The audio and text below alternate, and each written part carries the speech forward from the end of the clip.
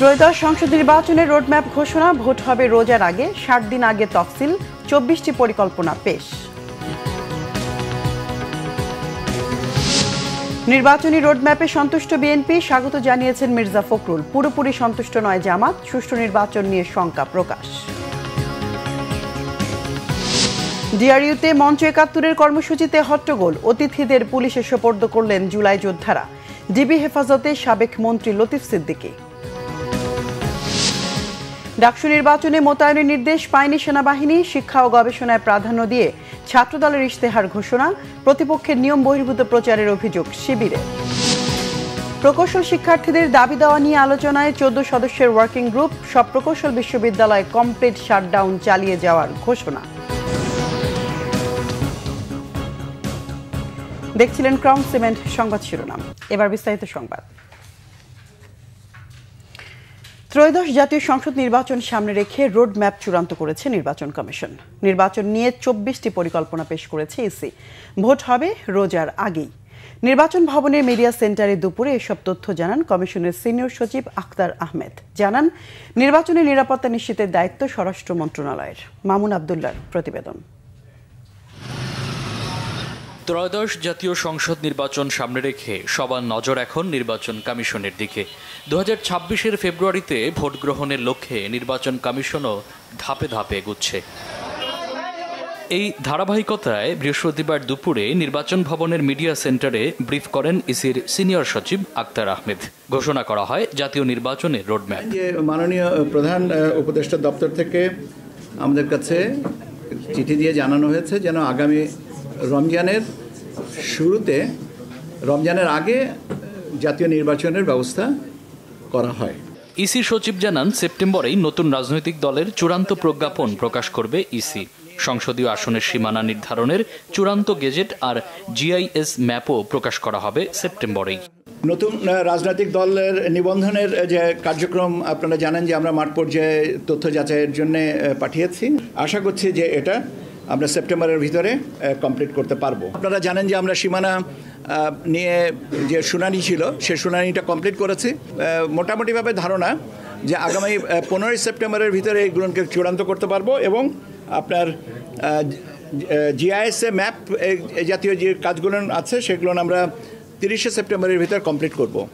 Vote কেন্দ্রের খসড়া তালিকা প্রকাশ হবে অক্টোবরে, আর দেশীয় পর্যবেক্ষকদের নিবন্ধন ও চূড়ান্ত ভোটার তালিকা প্রকাশ করা হবে 30 নভেম্বর। কারাবন্দীদের ভোটাধিকার নিশ্চিত করতে ভোটের 2 সপ্তাহ আগেই ব্যালট পৌঁছে দেওয়ার পরিকল্পনা রয়েছে নির্বাচন কমিশনের। অংশীজনের সাথে সংলাপ এটা আমরা সেপ্টেম্বরের শেষে থেকে শুরু করে নভেম্বরের 1 থেকে 1.5 মাসের মধ্যে আমরা কমপ্লিট করব। এবার এই প্রবাসীরা বাংলাদেশে যে বিদেশে আছেন, অবস্থান করছেন, তারা ভোট দেওয়ার সুযোগ পাবেন এবং সেই ব্যবস্থাটাই আমরা করছি। পর্যবেক্ষক নিবন্ধন, ভোটার তালিকা, সীমানা নির্ধারণ সহ সব কাজ সময় মতোই শেষ করা হবে বলে জানান ইসি সচিব। 3টা ভোটার তালিকা এবার প্রকাশিত হবে এবং একটা হয়ে গেছে 2রা মার্চ, এখন আরেকটা যেটা হচ্ছে সেটা হচ্ছে 31শে অগস্ট, আর এর পরবর্তীতে আমরা 31শে অক্টোবর পর্যন্ত যাদের বয়স 18 বছর হবে তাদেরকে নিয়ে একটা ভোটার তালিকা করব, যেটা আমরা কমপ্লিট করব by the end of November. ভোট গ্রহণের তারিখের 60 দিন আগে আমরা তফসিল ঘোষণা করব।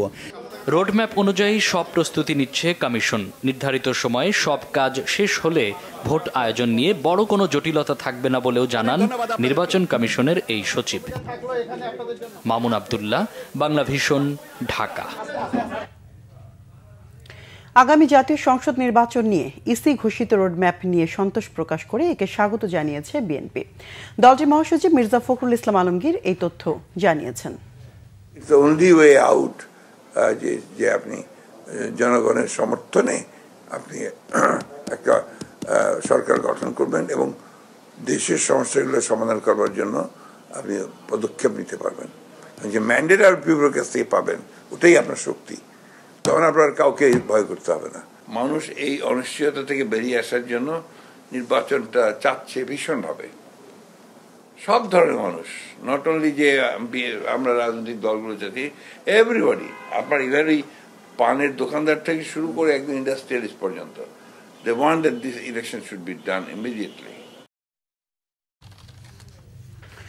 বিএনপির স্থায়ী কমিটির সদস্য হাফিজ উদ্দিন আহমেদ বলেছেন, নির্বাচন ঠেকাতে অক্লান্ত পরিশ্রম করে যাচ্ছে একটি রাজনৈতিক দল। জিতবে না জেনেও বিএনপি ঠেকানোই তাদের একমাত্র চেষ্টা। আর স্থায়ী কমিটির আরেক সদস্য আমির খসরু মাহমুদ চৌধুরী বলেছেন, শেখ হাসিনা পালিয়ে যাবার পর জনগণের মনোজগতে যে পরিবর্তন এসেছে তা বুঝতে ব্যর্থ হলে যে কোনো রাজনৈতিক দলের ভবিষ্যৎ অন্ধকার। আহমেদ সরওয়ারের রিপোর্ট। রাজধানীর একটি হোটেলে বৃহস্পতিবার ৪র্থ জাতীয় শিশু ও যুব সম্মেলন আয়োজন করে ওয়ার্ল্ড ভিশন। এতে বিএনপি স্থায়ী কমিটির সদস্য আমির খসরু মাহমুদ চৌধুরী বলেন, সবাইকে ডাক্তার ইঞ্জিনিয়ার হতে হবে, এ ধারণা থেকে বেরিয়ে আসতে হবে। বাংলাদেশে দক্ষতার বড় অভাব উল্লেখ করে এটিকে দেশের অগ্রযাত্রায় বড় বাধা বলে মন্তব্য করেন তিনি। একজন ফ্যাসিস্ট ডিক্টেটর পালিয়ে যাওয়ার পরে বাংলাদেশের সকলের মনোজগতে একটা বড় পরিবর্তন হয়েছে না? বিশাল পরিবর্তন হয়েছে। যদি এই প্রত্যাশা যে মনোজগতের যে পরিবর্তন হয়েছে, যে সমস্ত রাজনীতিবিদ, যে সমস্ত রাজনৈতিক দল এই মনোজগতের পরিবর্তন বুঝতে পারবে না, এই প্রত্যাশা আকাঙ্ক্ষা বুঝতে পারবে না, তাদের কোনো ভবিষ্যৎ নেই। রাজনীতিতে গণতন্ত্রায়ন করলে যথেষ্ট নয়। আপনি যদি অর্থনীতিকে গণতন্ত্রায়ন করতে না পারেন, তাহলে তো কোনো রাজনীতি কাজ করবে না, গণতন্ত্র কাজ করবে না। জাতীয় প্রেস ক্লাবে জাতীয়তাবাদী মুক্তিযোদ্ধা দলের এক আলোচনায় হাফিজ উদ্দিন আহমেদ বলেন, ৭১ যুদ্ধ করেছিলেন যে গণতন্ত্রের জন্য, আজও সেই গণতন্ত্র প্রতিষ্ঠা হয়নি। তিনি বলেন, শেখ হাসিনা গণতন্ত্রকে ধ্বংস করে গেছে। নতুন বাংলাদেশ গড়তে চান জানিয়ে তিনি বলেন, যারা দেশের স্বাধীনতা সার্বভৌমত্ব নষ্ট করতে চায়, জনগণ তাদের প্রতিহত করবে। অদ্ভুত এক রাজনৈতিক দল, তারা শুধু যে ১৯৭১ সালে স্বাধীনতা যুদ্ধে বিরোধিতা করছে তাই নয়, ১৯৪৭ সালে পাকিস্তান প্রতিষ্ঠারও বিরোধিতা করেছে। এই দল এখন জনগণের মালিক মুক্তার হয়ে বসতে চায়। তারা ইতিমধ্যেই উপলব্ধি করেছে যে নির্বাচনে তাদের কোনো সুযোগ নাই, জনগণ তাদেরকে ভোট দিবে না। তাদের এখন একমাত্র চেষ্টা হলো বিএনপি ঠেকাও, বিএনপি যেন রাষ্ট্র ক্ষমতায় না আসতে পারে।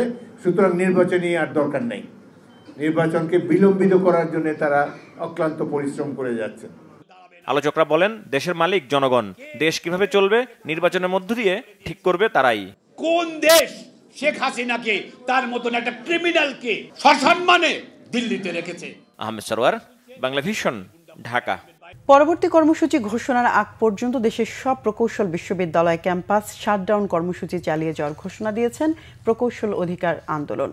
বিকেলে ইনস্টিটিউট অফ ইঞ্জিনিয়ার্স বাংলাদেশ মিলনায়তনে সংবাদ সম্মেলনে এই ঘোষণা দেন প্রকৌশলী অধিকার আন্দোলনের সভাপতি মোহাম্মদ ওয়ালিউল্লাহ। তিনি বলেন, জনদুর্ভোগ বিবেচনায় ব্লকেট কর্মসূচি দেয়া হবে না। সংবাদ সম্মেলনে ঘোষিত কর্মসূচির মধ্যে রয়েছে আগামী সপ্তাহে বিভাগীয় সমাবেশ কর্মসূচি এবং বিভাগীয় সমাবেশ শেষ করে মহাসমাবেশ করার কথা জানিয়েছেন আন্দোলনরত প্রকৌশল বিশ্ববিদ্যালয়ের শিক্ষার্থীরা। বুধবার আন্দোলনকারীদের সঙ্গে পুলিশের সংঘর্ষের ঘটনায় ক্ষোভ প্রকাশ করেন প্রকৌশলী অধিকার আন্দোলনের সদস্যরা।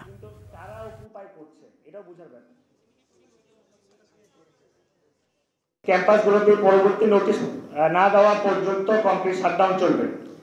২ নম্বরে, আমাদের সামনের সপ্তাহে সকল বিভাগে প্রকৌশলী বিভাগীয় সমাবেশ সম্পূর্ণ হবে এবং সপ্তাহ শেষে প্রকৌশলীদের একটি জাতীয় সমাবেশ আমরা সম্পন্ন করব। আমরা কমিশনকে ১৫ দিনের সময় দিয়েছিলাম, নতুন যে কমিটিকে, সেটা আমাদের অ্যাক্টিভিটি আমরা নজরে রাখব এবং আমরা যে দাবিটা দিয়েছি সেই অনুযায়ী কমিটি কাজ করছে কিনা, এটার কোনো ব্যর্থ হলে আমরা ইমিডিয়েট আমাদের কঠোর কর্মসূচির দিকে যাব। এদিকে এই মুহূর্তে নির্বাচনের রোডম্যাপ ঘোষণায় পুরোপুরি সন্তুষ্ট নয় বাংলাদেশ জামাত ইসলামী, এমন মন্তব্য করেছেন দলটির নায়েবে আমির সৈয়দ আব্দুল্লাহ মোহাম্মদ তাহের। প্রেস ক্লাবে সাংবাদিকদের কাছে এই মন্তব্য করেন তিনি। আব্দুল্লাহ মোহাম্মদ তাদের বলেন, নির্বাচন পদ্ধতি ও সংস্কার নিয়ে সরকার চূড়ান্ত সিদ্ধান্ত সন্নিবেশিত করে রোডম্যাপ ঘোষণা করলে সেটি ভালো হতো। তাই সুষ্ঠু নির্বাচন নিয়ে শঙ্কা প্রকাশ করেন তিনি। এর আগে সংখ্যানুপাতিক পদ্ধতিতে আগামী জাতীয় নির্বাচন এবং প্রয়োজনীয় রাষ্ট্র সংস্কার ও অভ্যুত্থানে গণহত্যার বিচারের দাবিতে এক সেমিনারে যোগ দেন তিনি। অভিযোগ করেন, সংস্কার নিয়ে দেশের নতুন ষড়যন্ত্র শুরু হয়েছে। সংস্কার ও বিচার দৃশ্যমান হওয়ার আগে বাংলাদেশে কোনো নির্বাচন হবে না বলে হুঁশিয়ার করে দেন জামাতের নায়েবে আমির। ডিবি কার্যালয়ে নেওয়া হয়েছে সাবেক মন্ত্রী আব্দুল লতিফ সিদ্দিকীকে। দুপুরে ঢাকা রিপোর্টার্স ইউনিটিতে মঞ্চ ৭১ নামে একটি সংগঠনের অনুষ্ঠানে যোগ দিলে সেখানে তাদের অবরুদ্ধ করে রাখেন জুলাই যোদ্ধা দাবি করা কিছু ব্যক্তি। অনাকাঙ্ক্ষিত পরিস্থিতি এড়াতে তাদের হেফাজতে নেওয়া হয় বলে জানায় পুলিশ। আরও জানাচ্ছেন আসমা আক্তার নূপুর। সকালে ঢাকা রিপোর্টার্স ইউনিটির শফিকুল মিলনায়তনে এক গোল টেবিল বৈঠকের আয়োজন করে মঞ্চ ৭১। এতে শিক্ষক ও আইনজীবীদের পাশাপাশি অতিথি হিসেবে যোগ দেন কার্যক্রম নিষিদ্ধ আওয়ামী লীগের সভাপতি মণ্ডলীর বহিষ্কৃত সদস্য ও সাবেক মন্ত্রী আব্দুল লতিফ সিদ্দিকী। সকাল ১১টার দিকে নানা স্লোগানে আলামিন রাসেলের নেতৃত্বে জুলাই যোদ্ধা পরিচয়ে কয়েকজন অনুষ্ঠান স্থল ঘেরাও করে। অনুষ্ঠানে অংশগ্রহণকারীদের হেনস্থা করে তারা।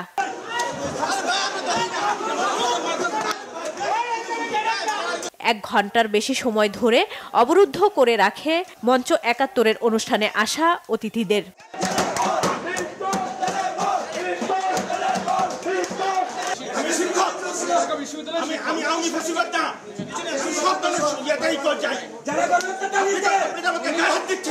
অবরোধকারীদের দাবি, আলোচনা সভার আড়ালে করা হচ্ছিল ষড়যন্ত্র। মঞ্চ ৭১ তারা যথাসময়ে রিপোর্টার্স ইউনিটি প্রোগ্রাম শুরু করেছে। আমাদের বিভিন্ন হোয়াটসঅ্যাপ গ্রুপের মাধ্যমে জুলাই যোদ্ধা ২৪-এর গণ অভ্যুত্থান আন্দোলনে অংশগ্রহণকারী স্টেক হোল্ডারগণ এখানে সমবেত হয়েছে। আমরা বারংবার আপনাদের মাধ্যমে তাদেরকে আমরা অনুরোধ করছি আপনারা প্রোগ্রাম ক্লোজ করে চলে যান। তারা আমাদের সাথে বাকবিতণ্ডা জড়িত হয়েছে। পরে পুলিশ এসে লতিফ সিদ্দিকী সহ অবরুদ্ধ ব্যক্তিদের নিয়ে যায়। এ বিষয়ে আইন অনুযায়ী ব্যবস্থা নেওয়া হবে বলে জানায় পুলিশ। আমরা খবর পেয়েছি যে এখানে আপনারা দেখেন লতিফ সিদ্দিকী সহ আওয়ামী লীগ এবং যুবলীগের এরা নাকি এখানে জড়ো হয়েছিল, মিটিং করছিল। ওই খবর পেয়ে আমরা আসছি, এসে আপনারা দেখছেন যে এরা মানে জনগণই আমাদের হাতে তুলে দিয়েছে। আমরা এখনো যাই না যে কে আসলে মুক্তিযোদ্ধাকে, আমরা এটা যাচাই বাছাই করবো। যাচাই করে লিগাল যে প্রসিডিউর হবে, আইনগত ব্যবস্থা, সেটা আমরা পদক্ষেপ গ্রহণ করব। বিকেলে লতিফ সিদ্দিকী সহ অন্যদের গোয়েন্দা পুলিশ কার্যালয়ে নেওয়া হয় বলে জানায় পুলিশ। আসমা আক্তার নূপুর, বাংলাভিশন, ঢাকা। গুম প্রতিরোধ, প্রতিকার ও সুরক্ষা অধ্যাদেশের নীতিগত অনুমোদন দিয়েছে উপদেষ্টা পরিষদ। বৃহস্পতিবার প্রধান উপদেষ্টা ডক্টর মোহাম্মদ ইউনূসের সভাপতিত্বে উপদেষ্টা পরিষদের বৈঠকে এই অনুমোদন দেওয়া হয়। পরবর্তীতে অধ্যাদেশের খসড়া তৈরির নির্দেশনা দেন প্রধান উপদেষ্টা। এছাড়া চিলাহাটি সহ ৩টি স্থলবন্দর বন্ধের অনুমোদনও দেয় উপদেষ্টা পরিষদ। আলোচনা হয় প্রকৌশল বিশ্ববিদ্যালয়ের শিক্ষার্থীদের আন্দোলন নিয়েও। প্রধান উপদেষ্টার কার্যালয়ে অনুষ্ঠিত বিনিয়োগ পরিস্থিতি নিয়ে আরেকটি বৈঠক হয়েছে। এতে দেশে বিনিয়োগ হার বৈশ্বিক হারের সাথে সামঞ্জস্যপূর্ণ বলে জানান প্রধান উপদেষ্টার আন্তর্জাতিক বিষয়ক বিশেষ দূত লুৎফে সিদ্দিকী। পরে রাজধানীর ফরেন সার্ভিস একাডেমিতে উপদেষ্টা পরিষদের বৈঠক নিয়ে ব্রিফিং করেন প্রধান উপদেষ্টার প্রেস সচিব শফিকুল আলম। গুমকে সংজ্ঞায়ন সহ চলমান অপরাধ হিসেবে বিবেচনা করে মৃত্যুদণ্ড সহ কঠোর শাস্তির বিধান রাখা হয়েছে। গোপন আটক কেন্দ্র স্থাপন বা ব্যবহারকে শাস্তিযোগ্য অপরাধ ঘোষণা করা হয়েছে। জাতীয় মানবাধিকার কমিশনকে গুম সংক্রান্ত অভিযোগ গ্রহণ ও তদন্তের ক্ষমতা প্রদান করা হয়েছে। উপদেষ্টা পরিষদে এটা প্রেজেন্ট করা হয়, বাট এটা নিয়ে আরও ডিসকাশন হবে সামনে। আজকে জাস্ট নীতিগতভাবে এটা অনুমোদিত হয়েছে। সামনের আরও মিটিংগুলোতে এটা চূড়ান্ত অনুমোদনের জন্য এটাকে আবার নিয়ে আসা হবে। ঢাকা বিশ্ববিদ্যালয় ছাত্র সংসদ নির্বাচনে সেনা সদস্য মোতায়েনের কোনো পরিকল্পনা নেই, বাহিনীটির পক্ষ থেকে এই তথ্য জানানো হয়েছে। বৃহস্পতিবার আইএসপিআর এর এক সংবাদ বিজ্ঞপ্তিতে জানানো হয়, সম্প্রতি বিভিন্ন গণমাধ্যম ও সামাজিক যোগাযোগ মাধ্যমে বিশ্ববিদ্যালয় সমূহের ছাত্র সংসদ নির্বাচনকে কেন্দ্র করে সেনাবাহিনী মোতায়েন সংক্রান্ত সংবাদ প্রচারিত হচ্ছে, যা সেনাবাহিনীর দৃষ্টিগোচর হয়েছে। সরকারের পক্ষ থেকে এই ধরনের নির্বাচনে দায়িত্ব পালনে সেনাবাহিনীকে কোনো নির্দেশনা দেওয়া হয়নি এবং ভবিষ্যতেও এই ধরনের কাজে সম্পৃক্ত হবার সুযোগ নেই। সেনাবাহিনী মনে করে আসন্ন ছাত্র সংসদ নির্বাচনে আইনশৃঙ্খলা বাহিনীর প্রত্যক্ষ সহযোগিতা ও বিশ্ববিদ্যালয়ের সার্বিক তত্ত্বাবধানে ছাত্র সংসদ নির্বাচন শান্তিপূর্ণভাবেই অনুষ্ঠিত হবে। শিক্ষা ও গবেষণার মাধ্যমে নিরাপদ ও নারী শিক্ষার্থী বান্ধব ক্যাম্পাস সহ 10 দফার নির্বাচনে ইশতেহার ঘোষণা করেছে ছাত্রদল সমর্থিত প্যানেল। এদিকে প্রতিপক্ষের বিরুদ্ধে নিয়ম বহির্ভূতভাবে প্রচারের অভিযোগ করেছেন শিবির সমর্থিত প্রার্থীরা। নির্বাচনী বিধি ভঙ্গের অভিযোগ পাওয়া মাত্রই ব্যবস্থা নেওয়া হচ্ছে বলে জানিয়েছেন ডাকসুর চিফ রিটার্নিং কর্মকর্তা। নাবিল জাহাঙ্গীরের রিপোর্ট। ঢাকা বিশ্ববিদ্যালয় কেন্দ্রীয় ছাত্র সংসদ ডাকসু ও হল সংসদ নির্বাচনের প্রচার চলছে। বৃহস্পতিবার দুপুরে ঢাকা বিশ্ববিদ্যালয়ের বটতলায় নির্বাচনের ইস্তেহার ঘোষণা করে ছাত্রদল সমর্থিত প্যানেল। আমাদের প্রতিশ্রুতি একটি আধুনিক, নিরাপদ, গণতান্ত্রিক ও শিক্ষার্থী বান্ধব ক্যাম্পাস বিনির্মাণ।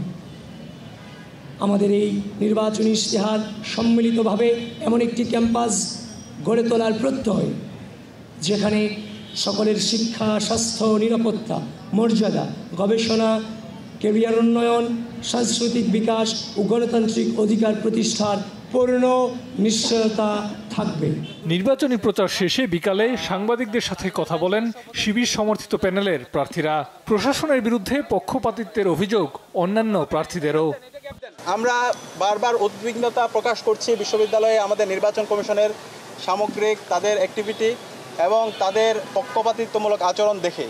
আমরা দেখতে পেয়েছি আচরণবিধিতে সুস্পষ্টভাবে বলা আছে রাত 11টার পরে কোনো ধরনের প্রচারণা করা যাবে না, কিন্তু খুবই দুর্ভাগ্যের বিষয় বিভিন্ন প্রার্থীরা তারা রাত 12:30টায় প্রচারণা করছে এবং সেগুলো মিডিয়ায় আসতেছে এবং নির্বাচন কমিশনের কাছে যাওয়ার পরে সেগুলোর কোনো ধরনের ব্যবস্থা গ্রহণ করা হচ্ছে না। ছাত্র শিবির সব জায়গায় ফেস্টুন টানিয়ে রেখেছে, তাদের পাশাপাশি তাদের দেখাদেখি আরও অনেকেই টানিয়েছিল। তো আমরা তখন সাথে সাথে স্যারকে বলেছিলাম যে স্যার দেখেন, যদি এটা নিয়ম থাকে তাহলে আমাদেরকেও বলেন, আমরাও টানাই। তো স্যার বললেন যে না, এটা নিয়মে নাই। তারপরে বললাম যে তাহলে এগুলো দ্রুত সরিয়ে ফেলেন, তাহলে সেটা সরাইতে তাদের আলো 24 ঘন্টা টাইম লাগলো। তাহলে এই যে এইভাবে যারা প্রভাব বিস্তার করতেছে, যাদের প্রভাবের কারণে বিশ্ববিদ্যালয়ে মাথা নত করতেছে, সামনে আরও অনেক প্রক্রিয়া আছে, সামনে ভোট গ্রহণ প্রক্রিয়া আছে, তাহলে সেই সময় যদি তারা এইভাবে প্রভাব বিস্তার করে তাহলে তো আসলে মানে নিরপেক্ষতা কোথায় থাকে? আমরা তো পাতানো ম্যাচ খেলতে আসি নাই। ডাকসুর চিফ রিটার্নিং কর্মকর্তার অফিস জানায়, আচরণবিধি লঙ্ঘনের অভিযোগ পাওয়া মাত্রই ব্যবস্থা নেওয়া হচ্ছে।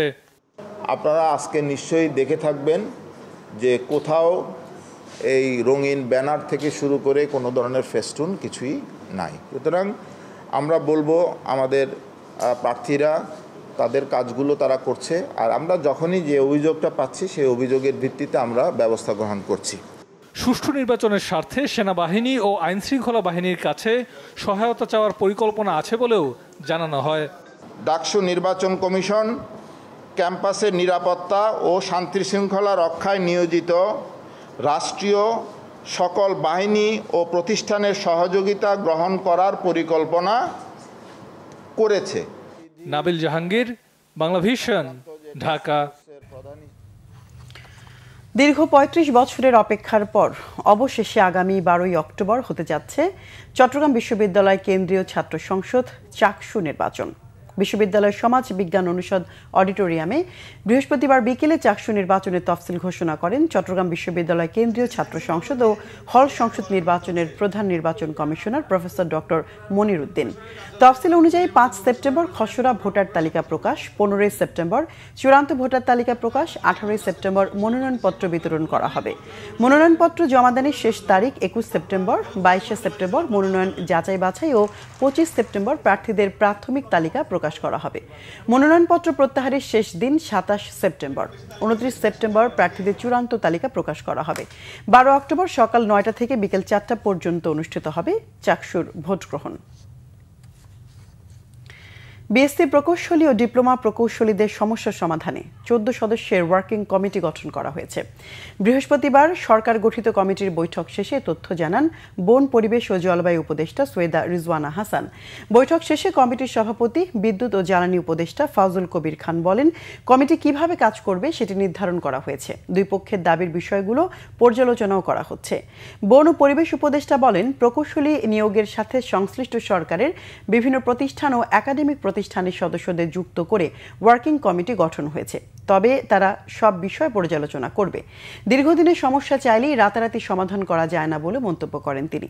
সংক্ষুব্ধরা চাইলে সরকার গঠিত কমিটি বা ওয়ার্কিং কমিটির কাছে তাদের দাবি জানাতে পারেন, তবে আন্দোলনের নামে জনদুর্ভোগ তৈরির সুযোগ নেই। আজকে একটা ওয়ার্কিং গ্রুপ গঠন করা হয়েছে।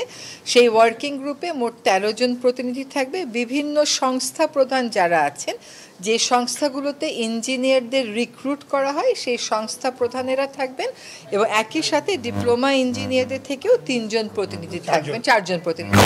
যারা বিভিন্ন বিষয় দাবি দাওয়া নিয়ে আন্দোলন করছেন তাদের একটা প্রতিনিধি দল সকল সময়ে সরকারের আমাদের সাথেও বসতে পারেন, ওয়ার্কিং গ্রুপের সাথেও বসতে পারেন, জনদুর্ভোগের সৃষ্টি যেন না করে। এটা রাতারাতি এতদিনের সমস্যা রাতারাতি সমাধানের বিষয় না। আমাদেরকে 1 মাস সময় দেওয়া হয়েছে। আমরা এই 1 মাস সময়ের মধ্যে সমস্যাগুলো অনুধাবন করে আমাদের যা সুপারিশ তা সরকারের কাছে এবং সংশ্লিষ্ট সকলের কাছে পেশ করব। প্রকৌশলীদের যারা অভিভাবক তারা এদেরকে তাদের যে তারা ছাত্র কিংবা তাদের ইয়েকে বোঝাবেন, সদ্য পাস করা ইয়েকে, এবং যারা ডিপ্লোমা ইঞ্জিনিয়ার নেতৃত্ব ওনারা যে আছেন ওনারা যে ওনাদেরকে বোঝাবেন যে এখন তো আন্দোলন করছেন, তো এই তো হয়ে গেছে যে আপনারা তো এই যে সরকার তো এটাকে সিরিয়াসলি নিছে, 4 জন উপদেষ্টাকে দিয়ে এবং অন্যান্য ওদের সেক্টরের নেতৃত্ব করছেন, আমরা তো দেখছি, তো এখন তো আন্দোলন করে কোনো লাভ নেই। ভারতীয় সীমান্তরক্ষী বাহিনীর মহাপরিচালক বলেছেন, আত্মরক্ষার্থেই গুলি চালায় বিএসএফ। যারা আক্রমণের শিকার তারা সবাই অপরাধী বলেও মন্তব্য তার। তবে বর্ডার গার্ড বাংলাদেশ বিজিবির মহাপরিচালক জানান, বাংলাদেশি শিশুদেরও প্রকাশ্যে দিবালোকে গুলি করে হত্যা করে বিএসএফ। শিশুরা সীমান্ত নিরাপত্তার জন্য কতটুকু ঝুঁকিপূর্ণ এমন প্রশ্নও রাখেন তিনি। দুই বাহিনীর সীমান্ত সম্মেলন শেষে যৌথ ব্রিফিংয়ে তারা এসব কথা বলেন। এসএম ফয়েজের রিপোর্টে বিস্তারিত। বাংলাদেশ ভারত সীমান্তে ভারতীয় সীমান্তরক্ষী বাহিনী বিএসএফের গুলিতে মৃত্যু থামছেই না। এ নিয়ে বছরের পর বছর আলোচনা হলেও কোনো সুরাহ হচ্ছে না। সীমান্ত হত্যা ও নির্যাতন উল্টো বাড়ছে। গেল 11 মাসে 34 বাংলাদেশিকে গুলি করে হত্যা করেছে বিএসএফ। আর 2009 সাল থেকে 2024 সাল পর্যন্ত বিএসএফ এর গুলিতে হত্যা শিকার 607 বাংলাদেশি। গড়ে প্রতি মাসে হত্যা শিকার 40 জন, এমন তথ্য আইন ও সালিশ কেন্দ্রের। বছর বছর সীমান্ত সম্মেলনে প্রাণহানি শূন্যে নামিয়ে আনার বিষয়ে বিজিবি বিএসএফ একমত হলেও বাস্তবে তার কোনো প্রতিফলনই নেই। Last 15 years, BSF has adopted non-lethal strategy. গেল 15 বছর সীমান্তে আগ্নেয়াস্ত্র ব্যবহার না করার সিদ্ধান্ত ছিল বিএসএফ এর, কিন্তু চলতি বছর কিছু ঘটনার জন্য সেই সিদ্ধান্ত থেকে সরে আসতে হয়। আত্মরক্ষার্থে গুলি চালাতে বাধ্য হন বিএসএফ জওয়ানরা। হত্যার শিকার হয়েছেন যারা, তারা সবাই অপরাধী। Are thwarted by the BSF troops. The BSF fires only for self-defense. সম্প্রতি বিএসএফ এক শিশুকে প্রকাশ্যে গুলি করে হত্যা করেছে। ওই শিশুটি সীমান্তে নিরাপত্তার জন্য কতটা ঝুঁকিপূর্ণ ছিল। তবে বিএসএফ আমাদের আশ্বস্ত করেছে সীমান্ত হত্যা কমাতে বাংলাদেশকে সহায়তা করবে তারা। We raise the question, how come a minor can pose a threat? পিলখানায় যৌথ আলোচনার দলিল স্বাক্ষরের মধ্য দিয়ে বর্ডার গার্ড বাংলাদেশ ও বিএসএফ এর মহাপরিচালক পর্যায়ের 4 দিনের সীমান্ত সম্মেলন শেষে গণমাধ্যমের মুখোমুখি বিজিবি ও বিএসএফ প্রধান। They can be dealt as per the law of the land, which is সীমান্তে প্রাণনাশী অস্ত্রের ব্যবহার বন্ধ, ঝুঁকিপূর্ণ এলাকায় রাতের টহল জোরদার করে সীমান্ত হত্যার পুনরাবৃত্তি যেন না ঘটে সে ব্যাপারে প্রতিশ্রুতি পুনর্ব্যক্ত করেছে বিএসএফ। যৌথ সচেতনতামূলক কার্যক্রম, ঝুঁকিপূর্ণ এলাকায় সামাজিক অর্থনৈতিক উন্নয়নমূলক কর্মসূচি, অপরাধীদের আন্তর্জাতিক সীমান্ত অতিক্রম প্রতিরোধের বিষয়ে একমত হয়েছে দুপক্ষই। All Bangladeshi nationals who are found illegally যথাযথ প্রক্রিয়া অনুসরণ করেই শুধু যারা অবৈধ অনুপ্রবেশকারী তাদেরই নিয়ম মেনে পুশিং করা হচ্ছে বাংলাদেশে। এখন পর্যন্ত 550 জনকে বিজিবির হাতে তুলে দেওয়া হয়েছে। যাচাই বাছাই চলছে এ সম্পর্কিত 2400টি ফাইল। বাংলাদেশ হাই কমিশনও সহযোগিতা করছে আমাদের। সীমান্ত কেন্দ্রিক অপরাধ দমন, সীমান্ত হত্যা শূন্যের কোটায় আনতে দুদেশ কাজ করছে বলে জানানো হয় সংবাদ সম্মেলনে। have a better and secure border for both the sides. S M Foyez, Bangla Vision, Dhaka. Cancer হাসপাতালের সাবেক পরিচালক প্রফেসর শেখ গোলাম মুস্তফার ব্যাংক অ্যাকাউন্ট থেকে 200 কোটি টাকার চেক হাতিয়ে নিয়েছে একটি সংঘবদ্ধ চক্র। বাংলা ভিশনে এমন সংবাদ পরিবেশনের পর জাতীয় ক্যান্সার গবেষণা ইনস্টিটিউটে অভিযান পরিচালনা করেছে দুর্নীতি দমন কমিশন দুদক। বৃহস্পতিবার সংস্থাটির 2 সদস্যের টিম নথিপত্র জব্দে ক্যান্সার হাসপাতাল সহ বিভিন্ন জায়গায় অভিযান চালায়। দুদকের অভিযোগে বলা হয়েছে, চলতি বছরের জানুয়ারিতে ডাক্তার গোলাম মুস্তফা স্বাস্থ্য উপদেষ্টা হওয়ার আশায় এক সমন্বয় গ্রুপকে 10 লাখ টাকা নগদ এবং 200 কোটি টাকার 4টি চেক দেন। তার ভিত্তিতে গোলাম মুস্তফার অবৈধ সম্পদের ফিরিস্তি খুঁজতে তার সাবেক কর্মস্থল ক্যান্সার হাসপাতাল থেকে তার সময়কালের নথিপত্র জব্দ করে দুদক। অভিযানকারী দল বলছে, 200 কোটি টাকার চেকের নথি ও অন্যান্য কাগজপত্র বিশ্লেষণ করে পরবর্তী পদক্ষেপ নেবেন তারা। ক্যান্সার গবেষণা ইনস্টিটিউট ও হাসপাতাল মহাখালী ঢাকায় এর সাবেক পরিচালক ডক্টর শেখ গোলাম মোস্তফা এর বিরুদ্ধে ক্ষমতার অপব্যবহারপূর্বক অবৈধ সম্পদ অর্জন এবং অসাধু প্রক্রিয়ায় রাষ্ট্রের গুরুত্বপূর্ণ পদ প্রাপ্তির নিমিত্তে ঘুষ প্রদানের অভিযোগে আজকে একটি অভিযান পরিচালনা করা হয়। আপনারা জানেন অতি সম্প্রতি গণমাধ্যমে এসেছেন যে একজন উপদেষ্টা পদ বাগিয়ে নেওয়ার জন্য প্রায় 200 কোটি টাকার একটি 200 কোটি টাকার প্রায় চাকরির চেক দিয়েছিলেন। এই অভিযোগের প্রেক্ষিতে আজকে আমরা এনফোর্সমেন্ট ইউনিট থেকে একটি অভিযান পরিচালনা করেছি এবং অভিযোগ সংশ্লিষ্ট রেকর্ডপত্র কিছু সংগ্রহ করা হয়েছে, আরও কিছু রেকর্ডপত্র সংগ্রহ করা বাকি। আমরা সেক্ষেত্রে সমস্ত রেকর্ডপত্র সংগ্রহ করে এবং পর্যালোচনা ও যাচাই বাছাই করে আমরা কমিশন বরাবর এনফোর্সমেন্ট প্রতিবেদন দাখিল করা হবে। ধন্যবাদ। এদিকে ভয়ভীতি ও মব সৃষ্টির মাধ্যমে নগদ অর্থ 200 কোটি টাকার চেক হাতিয়ে নিয়েছে একটি চক্র, এমন অভিযোগ করেছেন জাতীয় ক্যান্সার হাসপাতালের সাবেক পরিচালক ডাক্তার শেখ গোলাম মোস্তফা। সকালে ক্রাইম রিপোর্টার্স অ্যাসোসিয়েশন ক্র্যাবে এক সংবাদ সম্মেলনে এমন অভিযোগ করেন তিনি। অভিযোগ করেন গেল মার্চ মাসে বেশ কয়েকজন লোক তার চেম্বারে যান, এরপর নগদ 15 লাখ টাকা ও চেক নিয়ে সেখান থেকে সরে পড়েন। চেক হাতিয়ে নেওয়া মূল অভিযুক্ত জাদু মিয়া জাতীয় পার্টির সাবেক এমপি হিসেবে পরিচয় দিয়েছেন বলে দাবি এই চিকিৎসকের। এই ঘটনায় রাজধানীর বনানী থানার একটি সাধারণ ডায়েরি করেছেন ডাক্তার শেখ গোলাম মোস্তফা। অভিযুক্তদের দ্রুত আইনের আওতায় আনার দাবি তার। 2025 সালের 10 মার্চ বিকালে আরিফুল ইসলাম, ইমদাদ, এইচ সিদ্দিকী, মুক্তার, সবুজ, নাসির চৌধুরী, রায়হান কাউসার, আবুল কালাম সহ বেশ কয়েকজন আমার চেম্বারে আসেন। এ সময় তারা আমাকে অন্তর্বর্তী সরকারকে সহযোগিতা করার অনুরোধ করেন। তারা আমাকে বলেন, আপনি ইতিপূর্বে যেহেতু ওএসডি ছিলেন, তাই আপনাকে আমরা চাই ভালো কাজের সুযোগ নিয়ে দিতে। বেঁচে থাকতে ছেলের হত্যাকারীদের বিচার দেখে যাওয়ার আকুতি জানিয়েছেন আবু সাইদের বাবা। জুলাই গণঅভ্যুত্থানের প্রথম শহীদ আবু সাইদের বাবা মকবুল হোসেন সাক্ষ্য দেওয়ার সময় আদালতের কাছে এই দাবি জানিয়েছেন। সকাল 11:30টায় বিচারপতি নজরুল ইসলাম চৌধুরীর নেতৃত্বে 3 সদস্যের আন্তর্জাতিক অপরাধ ট্রাইব্যুনাল 2-এ আবু সাইদ হত্যা মামলার সাক্ষ্য গ্রহণ শুরু হয় আবু সাইদের বাবাকে দিয়ে। এ সময় মকবুল হোসেন আদালতে বলেন, 2024 সালের 16 জুলাই মাঠে কাজ থেকে বাড়ি ফিরে ছেলের মৃত্যুর খবর শুনে তার মাথায় আকাশ ভেঙে পড়ে। আমির হোসেন ও সুজন চন্দ্র রায় গুলি করেছেন, এটা তিনি শুনেছেন। ওই দিন গভীর রাতে মরদেহ বাড়িতে নেওয়া হলে প্রশাসন ও পুলিশ দ্রুত লাশ দাফনের নির্দেশ দেন। তিনি প্রত্যাখ্যান করে পরের দিন 2 দফা জানাজা শেষে নিজ বাড়ির কবরস্থানে লাশ দাফন করেন। ছেলেকে তিনি এক নজর দেখেছিলেন, মাথার পেছনে জখমের চিহ্ন, সারা বুকে গুলিতে ঝাঁঝরা ও রক্তাক্ত। ছেলে হত্যার সাথে জড়িতদের সর্বোচ্চ শাস্তির দাবি জানান। পরে সাক্ষ্য দেন বেসরকারি একটি টেলিভিশনের সাংবাদিক। বেগম রোকেয়া বিশ্ববিদ্যালয়ের সাবেক উপাচার্য অধ্যাপক ডক্টর হাসিবুর রশিদ সহ এই মামলার আসামি মোট 30 জন। গ্যাস বিদ্যুৎ সংকট ও রাজনৈতিক অনিশ্চয়তায় ব্যবসায়ীদের অবস্থা দুর্বিষহ হয়ে উঠেছে বলে মন্তব্য করেছেন ব্যবসায়ী নেতারা। দেশের রাজনীতির অস্থিরতা এখন অর্থনীতির মূল সমস্যা বলে মনে করেন তিনি।